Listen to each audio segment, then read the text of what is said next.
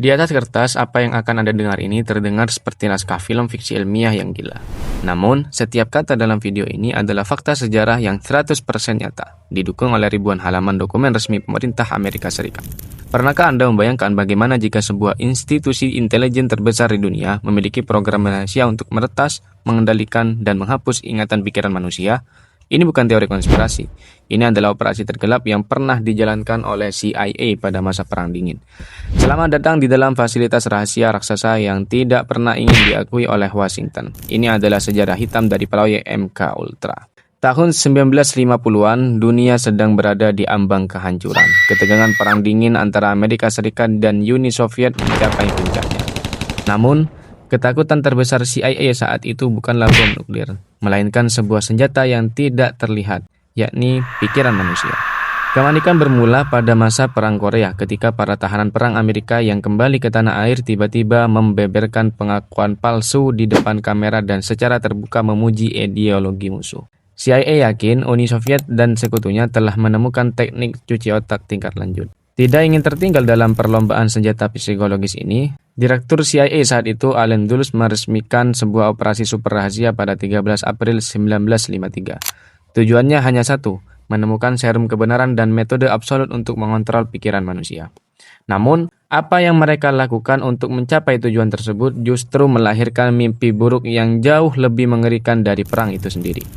Di bawah pimpinan seorang ahli kimia CIA bernama Sidney Gottlieb, proyek MK Ultra beroperasi di luar batas hukum, moral, dan etika kedokteran internasional. Mereka membutuhkan subjek uji coba manusia dan mereka mencarinya di tempat-tempat yang tidak akan pernah dipertanyakan oleh publik.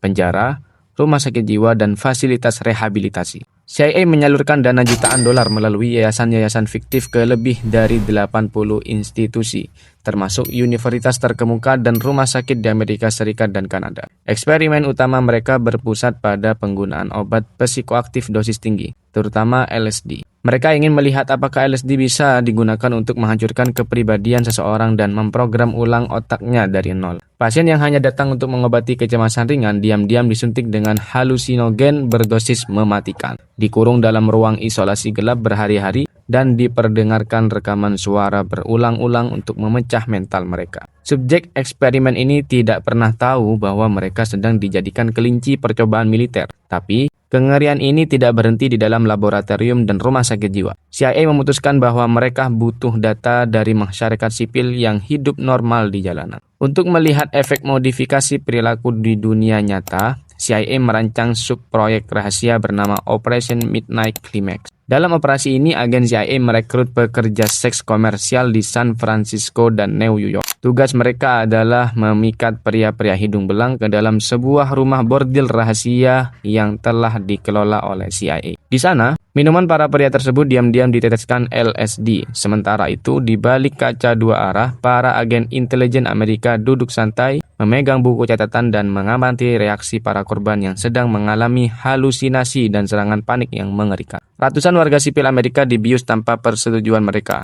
ditinggalkan dengan trauma psikologis permanen, dan banyak yang berakhir dengan gangguan jiwa atau bunuh diri. Kejahatan ini berjalan mulus tanpa hambatan selama lebih dari 2 dekade, hingga akhirnya sebuah kesalahan administrasi kecil menghancurkan segalanya. Pada tahun 1973, di tengah skandal Watergate yang mengguncang Amerika, Direktur CIA Richard Helms menyadari bahwa rahasia MK Ultra beresiko besar untuk terbongkar. Dalam keadaan panik, ia memerintahkan seluruh dokumen, foto, dan catatan medis terkait MK Ultra dihancurkan secara total. Helms mengira ia berhasil menghapus jejak kejahatan CIA dari sejarah. Namun, ia salah. Sekitar 20.000 halaman dokumen keuangan proyek tersebut terselip di gedung arsip yang berbeda dan selamat dari mesin penghancur kertas. 2 tahun kemudian, pada 1975, dokumen-dokumen ini jatuh ke tangan Kongres Amerika Serikat dalam sebuah penyelidikan besar-besaran yang dikenal sebagai Komite Church. Untuk pertama kalinya dalam sejarah, rakyat Amerika dan dunia melihat dengan mata kepala sendiri bagaimana pemerintah mereka mendanai penyiksaan psikologis terhadap warga negaranya sendiri. Pejabat tinggi CIA dipanggil, investigasi dibuka, dan pemerintah Amerika terpaksa membayar kompensasi kepada para korban yang berhasil diidentifikasi. Proyek MK Ultra resmi ditutup, namun sebuah pertanyaan besar tetap menggantung dan menghantui para analisis sejarah hingga hari ini. Jika CIA berani melakukan eksperimen cuci otak sekejam ini pada tahun 1950-an, dengan teknologi yang masih primitif, Operasi rahasia seperti apa yang mungkin sedang mereka jalankan saat ini?